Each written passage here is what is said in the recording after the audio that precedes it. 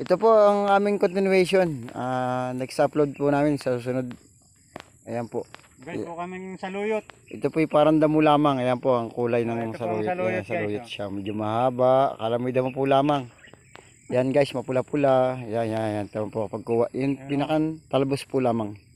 Yan. Mga talbos. Yung mga dulo-dulo po lamang. Yan guys. Yan. Masarap to guys. Yan. Masarap to. Pag natikman mo to guys, masusuntok mo yung kalapit mo guys. Sana tumikim kayo para makasuntok tayo ng kalapit. Lalo po lang po yung mga nagiinom. Yan, mahilig mag-inom. Lalo po yung mga hangover. Yan. Masustansya to guys. Ito yung madulas na, medyo madulas din po ito para ito pong lagi kuway. Tsaka okra. Yan po yung mga similarity po nila. Pero masustansya ito guys. Yan. Ang pagluluto po nito, hindi masyadong nilalabog kasi madulas siya eh. Siya parang ano siya. Pakukulin mo siya bago siya lagay. Kukuloyin muna. Yan guys.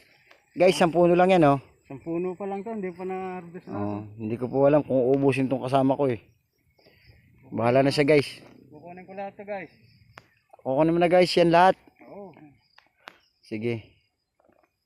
Yan. Ito po ang kapaligiran namin oh. Yan, habang namimita siya. Ito po yung dati pinagmaisan. Yan. Ito po pinanguha namin ng saging. Yan. Yan. Yan po. Ang dami oh. Hindi ko abot yung iba eh, kaya babaliin ko na lang oh. Sa Maynila kasi po, nandun po kami sa Maynila, punta kami bukas ng mga daling araw. Medyo nagtitipid po kami. Nagdadala na kami mga gulayin para kami makaiwas sa gastos. Puro panlahok na lang po kami bibilin doon. Siguro mga 200, 300 na lang aming korpo. Yan guys. Kukorpo kami guys eh. Para po yung aming matitira, maibibigay namin sa pamilya namin. Ayan guys oh. Guys oh, hindi pa. Ayan.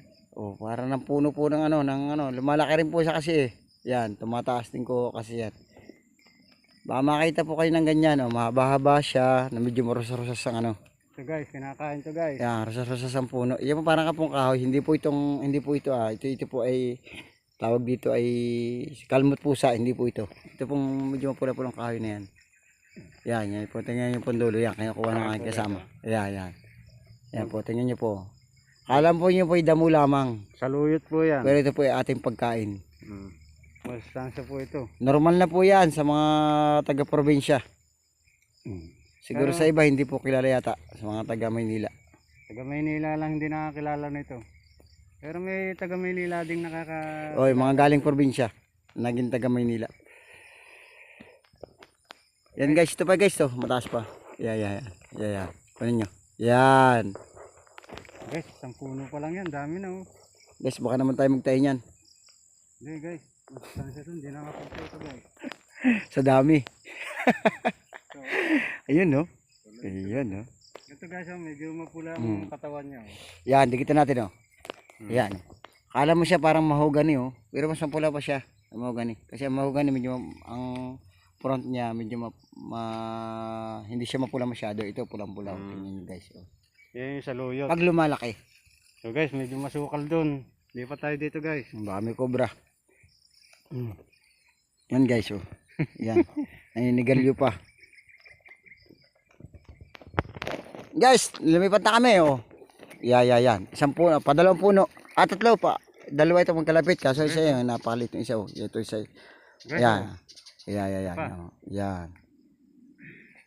Yan. Tandaan nyo guys tong punong to. Saluyot to guys. Ito po ay probinsya lang. Dito lang po kami, sagana po kami sa hindi po kami lahat bumibili. Ito po ang kasaganahan ng may probinsya. Hindi po katulad ng kami nilaan, medyo lahat pera ating pinapagana.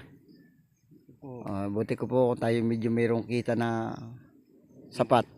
Okay pa yung pinaglihi po. Pero kahit sapat to, basta tayo matuto nito, is ang pinakamagandang resulta. Makakatipid po tayo. Yan.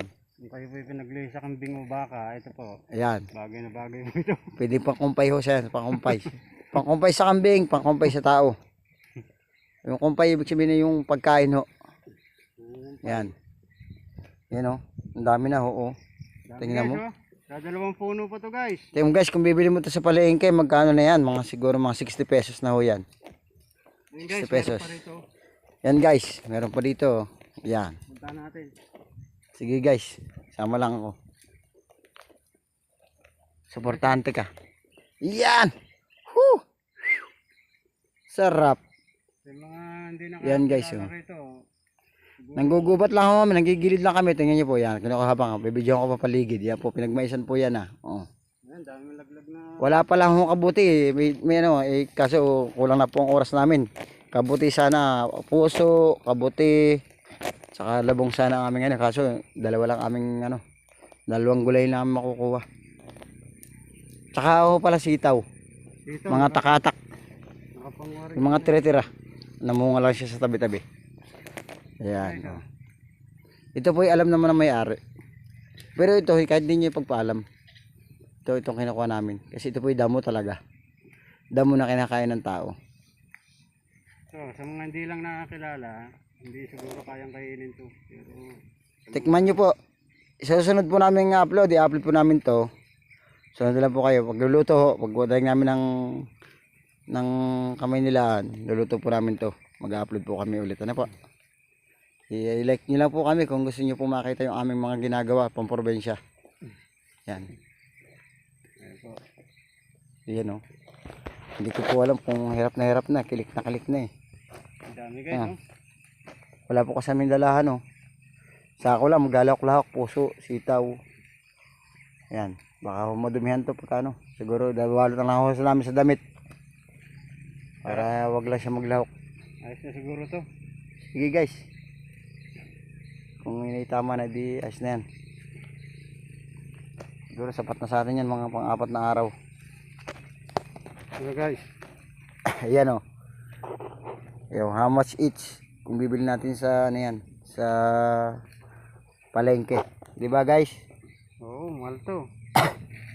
Sa market na Makakatipid ka na guys. Ito kung 5 kayo, makasiguro kaya na kainin to ng ano. Rekado lang ang bibili natin. Okay na. Okay na. Okay na siguro guys.